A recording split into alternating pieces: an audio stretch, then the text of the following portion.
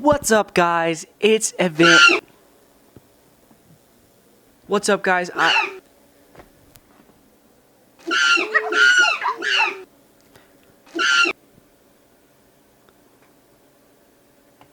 Hey guys, and welcome to my next video.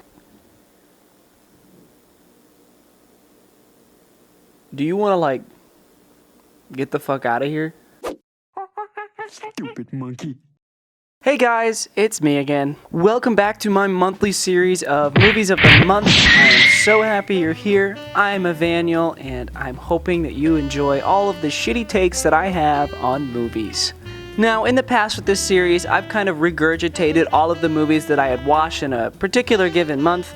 However, this month I wanted to do something a little bit different. Instead of just regurgitating the movies that I watched, I wanted to stick with something that was coherent. Cohesive? Basically meaning something that followed a theme. And for this video, I wanted to watch every single Wes Anderson movie in preparation for his newest movie, Asteroid City, which came out this month. And in this video, I'm going to rank every film he's ever made, starting from his worst getting up to his best. However, if you don't know who Wes Anderson is, let me get you up to speed. Wes Anderson is a lot of things, but he's most known for his directing. Wes Anderson has been directing movies since 1996, and he's directed 11 feature films since then. In that amount of time, he's been able to garner a following for his crazy visual narrative styles and his cinematography that uses bright and symmetric colors and all sorts of stuff like that. Because he was able to master that revolutionary style with his narrative and his visuals, he's become one of the best directors of our time. So without further ado, let's talk about Wes Anderson's worst movie. I love you too, but I'm gonna mace you in the face! Stop! Now, even though it's the worst, there really is no, bad Wes Anderson movie. So even though it's at the worst spot, that doesn't mean it's not a good movie. The Darjeeling Limited came out in 2007 and was the first film to feature Adrien Brody in a Wes Anderson film. This movie is about three brothers who go on a quest to find themselves, however, it goes horribly off the rails. No pun intended. Because this movie takes place on a train. The Darjeeling Limited is the name of the train. Because it all takes place on a train. Oh, brother, this guy stinks! It's a train. There is some things to love about this movie. There are some, lovable bits and pieces of it. However, the grand scheme of it, I just wasn't entertained the whole time. There were a lot of bits where I was just bored and waiting for one moment to get to the next. And I just wasn't enjoying it as much as I did his other movies. This movie also has a weird spot in Wes Anderson's filmography, as it follows the Life Aquatic, which has that style that you see in the rest of his films. However, this film doesn't have that. It has the narrative style, but the visual style is just not there. This movie just doesn't hold up, and I just wasn't super pleased with it, so it's gonna go at number 11 as the worst rated Wes Anderson movie. Next, at the number 10 spot on Wes Anderson Ranked, we have Bottle Rocket from 1996. Her name's Inez. And my name's Dignan, man, so what? Circa 1996, Wes Anderson dropped his debut film, Bottle Rocket, starring Luke Wilson, Owen Wilson, and the other guy. Fun fact, this was Owen Wilson's acting debut, and for his first appearance ever, he did a really good job. He actually performs very well. This film is about a group of friends who are trying to be criminals but are criminally bad at it. The film follows them as they commit a heist and then go into hiding at a hotel for a while, and sort of their relationship between themselves and their relationship with the world. And while I did enjoy it a lot, it does have some flaws because it is his first film ever. Some bits are just kind of boring, and some of the shots are very basic, which can kind of be boring as well. And some of the acting does fall through a little bit, especially Luke Wilson. I think he just isn't the greatest actor in this movie. And the other guy who plays Bob, I can't think of his name right now, but that guy just doesn't act very well. But Owen Wilson absolutely killed it as Dignan. I would love him to see Dignan too, see him reprise that role because he just did so well. And I just love Dignan as a character, so I think that's why it made it so easy for me to fall in love with that. It's very interesting to look at this film and see how far Wes Anderson has come in his style and his just everything, and how much more proclaimed and confident as a director you can see him become. I really like this movie and I definitely want to watch it again, but it will be at the number 10 spot because there are better movies than Bottle Rocket. Alright, and the number 9 spot is Isle of Dogs from 2018. A rancid apple core, 2 worm-eaten banana peels, a moldy rice cake, a dried-up pickle, tin of sardine bones, a pile of broken eggshells, an old smushed-up rotten gizzard with maggots all over it. Okay, it's worth it. Isle of Dogs is all about a big island with a bunch of dogs on it. The premise of Isle of Dogs is that in the future, a Japanese city has a bunch of dogs in it, and all of a sudden they get this canine flu, which is really bad, so they send them all to this island that's separate from the city, and all the dogs just get sent there if they have the canine flu. There's a lot of politics in this movie in regards to the dogs and the city and like making a statement and that sort of thing, and I think it works decently well, but it's definitely one of its shortcomings is how like strange it is with its politics almost. However, the story mainly focuses around this boy that crash lands on the island and is trying to find his long-lost dog. I had really high hopes for this movie going into it. I remember when it came out when I was a kid, and I always wanted to see it, and I never got around to it. So I was just really hyped to see it because I knew it was Wes Anderson. I knew when it came out, and it looked really good, but I just kind of was let down. I don't know what it was about the plot or the way it looked or anything about that, but it just felt like there was something missing. And I still cannot put my finger on what was missing, but there was just something missing from this movie that just didn't feel whole, didn't feel like a complete movie. It felt like, I don't know, like a rocky cliff. That makes no sense, but it makes sense in my head. But all in all, I do really like this movie. Even though it was a letdown, it didn't meet my expectations, I still liked it. I still enjoyed the movie. You definitely see Wes Anderson's style really shine in this one with the music, the visuals, and the narrative again. But yeah, all in all, a fine movie. Definitely would love to watch again. Will recommend it because I do like it, but it was a little let down, so that's why it's at the number 9 spot. Moving right along, at the number 8 spot is The Life Aquatic with Steve Zissou. What happened to Jacqueline? She didn't really love me. This movie came out in 2004, has Bill Murray in it, and you can really see the first time that Wes Anderson uses that crazy style that you see in the rest of his movies. The Life Aquatic is about Bill Murray's character as he's going through this sort of midlife crisis sort of thing, and how all the pieces and shattered pieces of his life come around him and he tries to pick it all back up together. He sort of portrays this like he's okay, like he's doing great, but in reality, Bill Murray's not okay. I think it's really funny. Bill Murray plays like the same kind of like disheveled, like dead, not dead, but like, you know what I mean? Like, this movie has a very compelling story and it's told extremely well. Wes Anderson mixes his stop motion with his live action performance in this movie, I think, pretty well. And it has a lot of scenes that are really memorable and it's a very lovable movie, very easy to love, and very underrated, I should say. My one gripe with this movie is it just falls short at delivering something truly great. It's great, I like it, I was there with it the whole time, but there was just I just think it needed a little bit more to make it truly, fantastic. And I think a lot of that was because Wes Anderson hasn't truly mastered his style just yet, so he was still getting there, and because of his experimenting in this film, he didn't really make it all the way in terms of making a super impactful, compelling, all-the-way story. But again, a very lovely film, compelling story with some minor flaws, and that's why it takes the number 8 spot. And in at number 7, we have The French Dispatch from 2021. Don't growl at me, you convicted murderer. This movie follows The French Dispatch, which is a European publication company that make newspapers, and you follow their 3 best stories they had made over the last decade, that being one about an imprisoned guy who is an artist, another one about a revolution in some students, and then the third one all about a kidnapping that was stopped.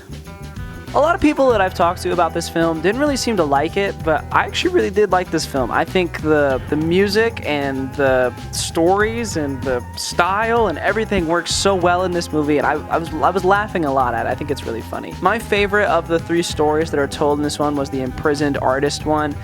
I just think it's so funny. Adrian Brody's character is super funny in this one, and I just loved it a lot. I also really liked the student riots one too. I think Timothée Chalamet played a really good character and it all fit together very well. The last one with the kidnapping, I wasn't too fond of, but I still liked it enough to be like, oh yeah, it's pretty good. But the other two, like, first stories, I think are the best. However, because of that one, because of the last, 30, 40 minutes with the kidnapping portion, it's just pretty dull. That one part is just so dull that I was just like, oh, and kind of lethargic through it. I didn't really care for it. I was kind of ready for the movie to be over after I saw the two first really good stories. But yeah, there's not really a lot to say about this movie. It goes in the number 7 spot. Fantastic film. I suggest everyone go watch it. It has a couple errors, but overall, just a very great, fun, another Wes Anderson movie. And at number 6 is Asteroid City. That's right, his newest film, falling right in the middle, smack dab in the middle of my rating. I don't like the way that guy looked at us. What guy? The alien. Well, how did he look Like at we're us? doomed. I was really excited for Asteroid City. Because I had been watching all of these movies, I had seen his style, seen him build up and, continue to grow as a creator, and to see this new movie, I was just so excited. And it met all of my expectations, but nothing more. Asteroid City is basically this little town in the middle of nowhere. I can't remember where it was, but somewhere in the United States, I think. And it's this little town where a bunch of crazy stuff happens and brings everyone together for a brief moment, and then they all disappears. I was very pleased with it. I was like, oh, this is everything I wanted it to be, but it could have been better. There are things, especially with the story, that I feel like could have been done to make the story much more coherent and, I guess, more lovable. In Joel Haver's review on Letterboxd, he mentioned something about how none of the actors smiled once in this movie. And the more I thought about it, I was like, no one really smiled in this movie. If you really go back and think about it, not a soul smiled. And I think that's a very strange thing, and it's something I definitely want to bring up, because it kind of left an imprint on me. I'm like, what is going on with this movie, But looking at what is there in the movie, there's still a lot to love. There's still a lot to see and a lot to enjoy in this movie. Even though it could have been better, it still is enough for what it did.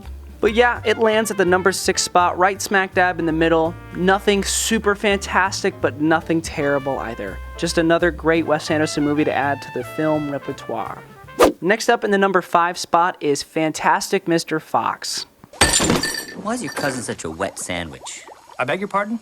What's that mean? That means I didn't understand what you just said. A wet sandwich? I know Fantastic Mr. Fox is a widely loved and accepted movie, and it very much deserves that love that it has. Fantastic Mr. Fox is Wes Anderson's take on Roald Dahl's novel Fantastic Mr. Fox, and it follows Mr. Fox and his turning away from his old life of crime, that being killing chickens and taking them and stealing and whatever, and his struggle between being a criminal again and living a normal life for his family. For Roald Dahl, Wes Anderson's style and narrative style, everything about it works so well for a Roald Dahl novel. Because of the way Roald Dahl writes his stuff and the way that he presents things in his books, it just fits Wes Anderson perfect. Because of that, there are so many lovable moments in this film. There's so much to love in this film that I get why so many people love it. Now, I do have to say, it's not that good, I don't think. It's definitely not Wes Anderson's best film, and it's definitely not my favorite film I've ever seen. I've seen a lot better, and Wes Anderson has done a lot better. And while this film is really great, does a lot of great stuff, is almost revolutionary, it just has some stuff that's missing. There were some times in the plot where things felt brushed over, almost like a hole, there was just something that should have been filled there, but it just never was.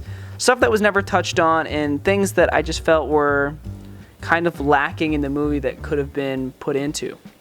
I truly do think if this movie had a little bit more time to breathe and just probably a longer runtime, I probably would have enjoyed it a little better. It seemed like we were just kind of rushing to the finish line, trying to get to the finish of this movie as quick as we could, when I feel like this movie just needed some time to breathe and, air itself out. The characters in this movie compared to other Wes Anderson movies I just don't think are as fleshed out. Even Bottle Rocket from 1996, I think has better and more cohesive characters than Fantastic Mr. Fox. Now, don't get me wrong, Fantastic Mr. Fox has great characters, and the characters are lovable and great, all of that fun stuff. I think they should have been fleshed out a little bit more, as I see in his other movies where he fleshed those characters out much wider. I just can't say that this movie is one of the best that he's ever made. It's definitely really good, but I just don't see it as that great. But all in all, it's a good movie, does what it's supposed to do. I loved it, made me laugh, made me cry, made me smile, all of that fun stuff, and overall was just fantastic. You see what I did there? I thought that was pretty clever. And that's why this movie has the number 5 spot. And the number 4 spot for my Wes Anderson rating is the Royal Tenenbaums from 2001. Are you trying to steal my woman? I beg your pardon. The Royal Tenenbaums has a loaded cast with people who never appear in a Wes Anderson movie again. One of those people being Ben Stiller. Stiller, I hardly know her. But The Royal Tenenbaums is a film about this huge family and their relationship with their dad, Royal Tenenbaum, who all of a sudden gets diagnosed with cancer, and they have to deal with his death and how they're going to, live out, the next coming time. All of these characters have depth and genuine emotional attachment to each of them, and these characters in a lot of ways feel real. And even with all these characters, I just didn't see it fall short, not even once. It just kept going and going, keep digging these beautiful characters that were just so awesome. There's a line at the end of the movie where one of the characters says, "It's been a rough year, Dad." And it's such a simple line that, like, when I say it out loud, it doesn't seem like it has a lot of emphasis, but it's so impactful. Like, it hurts. Like, when you hear this person say that, and you just gotta, like, ugh. This movie also has that feeling of a low-budget film-ish. We're starting to teeter the line where we're starting to get into more high-budget films, but this film, even though it has a decently higher budget, it still feels a little bit more low-budget in its character building and that sort of thing. My one critique of this movie, and that will continue, is Wes Anderson's weird obsession with doing weird, crazy love stories that should not be happening but are happening. And for this movie, one of the siblings falls in love with one of the other siblings. Now, she's adopted, so it doesn't really, it's not super crazy, but, it's enough to be it's a little weird. You're in love with your sister, man. I mean, she's adopted. I mean, sure, it's legal.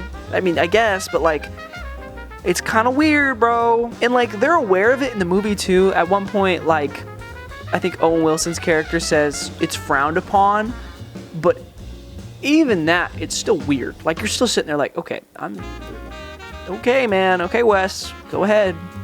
Keep going. I don't care, I guess. But yeah, this movie almost has no flaws. I was just so in love with it. I was just in love with how it was created, what it did, and the way it made me feel. Anything that makes me feel emotional, I will immediately love it. And that's why this movie has the number 4 spot, just being one of the greatest Wes Anderson movies of all time. All right, now we're getting into the good stuff. We're in the top 3 now, and at the 3rd spot, we have Moonrise Kingdom from 2012. I said, "What kind of bird are you?" I'm a raven. When I first watched Moonrise Kingdom, it was one of my favorite movies I had seen in a long time. It honestly took the spot as one of my favorite movies of all time until I watched the number 1 spot in this ranking.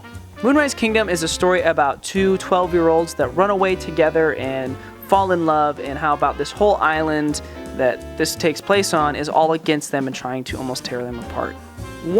Another reason I really love this movie is when I envision making a movie, or when I draft out something, this movie is almost what plays in my head. The way it looks, the way it sounds, the premise, all of that is just stuff that I think of and how I think of movies in my head.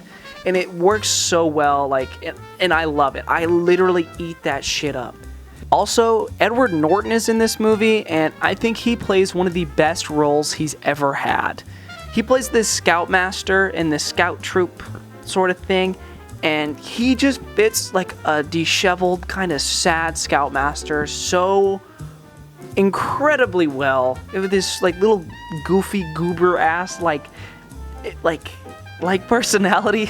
Yeah, that role just really had me fall in love with Edward Norton's character, and especially just Edward Norton as an actor, seeing him in this role, seeing him what he can actually do, because I'd only seen him in The Incredible Hulk, and it was nice to see him play this and just do so well, and actually see him act. act, genuinely. Again, my one gripe with this movie, my one issue with it, is the weird love story stuff. Now, this whole movie is about love. It's a love story, but the thing is, the two protagonists are 12 years old, and there's a scene where they get pretty much undressed and like they're kissing and stuff, and it's like, what are we doing? Besides the underage stuff, I really like this movie. I think it has a great message. It has Bruce Willis in it. It's the only Wes Anderson movie to have Bruce Willis in it, and I just think it's beautiful, great, gorgeous, and I would definitely watch this movie 100 times over if I can. So I loved it that much. But yeah, this movie takes the number 3 spot for the 3rd best Wes Anderson movie of all time. In the number 2 spot for the 2nd best Wes Anderson movie ever is The Grand Budapest Hotel, which is no surprise. Where's Celine? What? She's dead. We're reading her will. Oh. The Grand Budapest Hotel is probably below Fantastic Mr. Fox, is like one of the most popular Wes Anderson movies out there. And to all of that hype, to everyone liking The Grand Budapest Hotel and it being super popular, it lives up to all of it. The Grand Budapest Hotel follows the story of Monsieur Gustave, who was the previous owner of the Grand Budapest Hotel, and his story of how he gets involved in the theft of a piece of art and how he gets like an inheritance of this old dead woman and all sorts of plot stuff. So much to explain because this movie is so goddamn convoluted.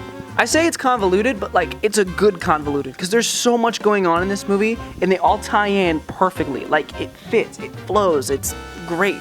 It's what a multi-plot movie looks like and how it's done so effectively. There's so much going on in this movie. There's so much like plot within characters, within like what's the main thing going on, and then like other characters, and then what's going on outside of all of this. It's just masterfully created. I think Wes Anderson really pushed his limit with this one of how far he could go with his narratives, how far he could go with his style, and he just like slaughters the competition. He kills it. I was also really happy to see Tony Revolori.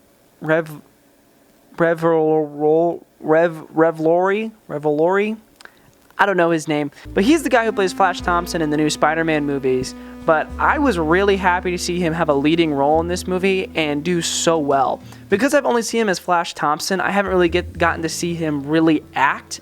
And to see him in the Grand Budapest Hotel do so well is so, like, it's like a breath of fresh air. One thing that I really picked up on in this movie is the little details that Wes Anderson uses to create his films.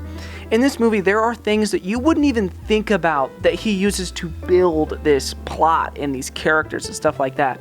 Like, he'll just come up with, like, fake diseases for random characters to have that, like, don't even, like, have no effect to anything, but they'll just have a disease that builds their character, that makes them like more unique and stand out-ish. There's that. There's like even the way that like some characters walk. I feel like Wes Anderson is like critiquing, getting like perfect to like their specific character. And I think that's so interesting of how intricate this movie is.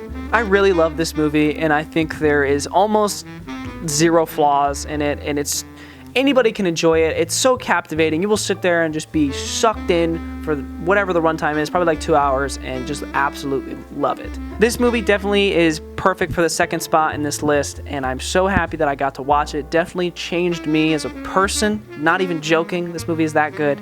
And I just loved it so much. So that's why it's at the number 2 spot. And drum roll please for the number 1 best movie that I think Wes Anderson killed it as, did the best he ever did, was Rushmore from 1998. I like your nurse's uniform, guy. These are OR scrubs. Oh, are they? Rushmore was Wes Anderson's 2nd film ever and was Jason Schwartzman's acting debut. And this movie is all about this kid named Max Fisher who is going to this prep school, and this new teacher comes in named Miss Calloway, and he falls in love with her. Again, another weird love story where he's like 14 and she's like I think 30 or 40, and he falls in love with her, and it's all about him trying to get with her and all of the obstacles he has to jump just to get with her. I love Rushmore so much.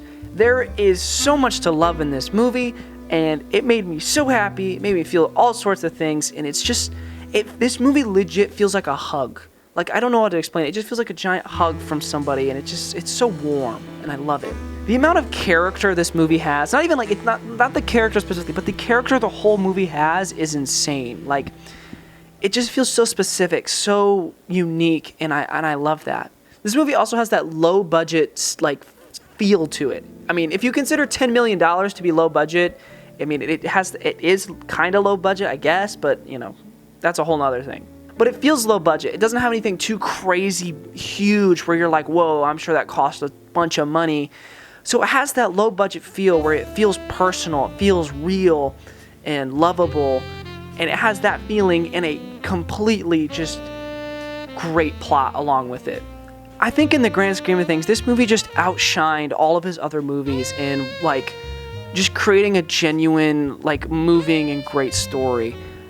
I felt so connected with the character. I was laughing with it. I was there, and it was just something I just fell in love with so easy. And while this doesn't have the look that all of the other Wes Anderson movies do, I still think it holds up because of how compelling its narrative is and how it just ties everything together, and it has no, like, this plot and what he does with it is just not like any of his other movies he made. The only thing that's a little weird with this movie is the weird love story, but I think this one is a lot more forgiving just because it's about a kid that's in love with like a 30, 40-year-old, which I don't think is as weird as like two like 12-year-olds like getting damn near naked and kissing. It's never, in this movie, it never gets too intimate, so it's never that big of a deal, and it's not as weird, I would say, as incest or underage stuff. But this movie just really hit a chord with me. I think I watched it at the right time, so it just hit me right where it hurt. It made my heart feel all sorts of things, and I just love this movie. And it is now one of my favorite movies I've ever watched, ever, and it is at the #1 spot for, I think, the best Wes Anderson movie that you can watch out there, and my favorite of all time. And yeah, I love it. And that is my ranking for every Wes Anderson movie that he's ever made. This was a really fun video to make and a lot of fun to watch all of his movies. This is the first time I've ever seen like every movie a director has ever made. I've always watched like bits and pieces of like the director's films, and I never watched like the whole of it. And it's really nice to have watched like the whole, to know how a director has grown.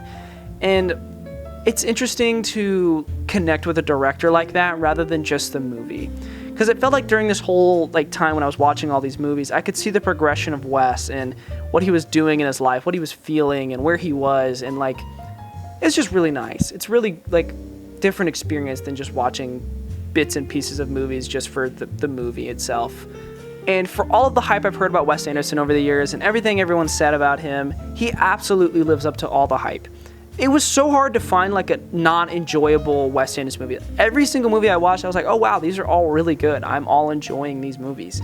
There is not a below 3-star movie in his entire catalog.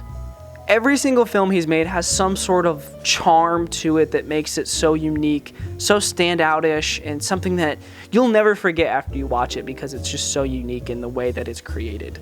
I would urge anyone that wants to get into watching more movies or just watching Wes Anderson in general, definitely watch his movies. And for a suggestion, I would start with the Grand Budapest Hotel, Fantastic Mr. Fox, and Asteroid City are great places to start for Wes Anderson because they're all just so good. But that's it, everybody. Thank you so much for watching. I appreciate everyone that's come and watches these videos and sticks along with me.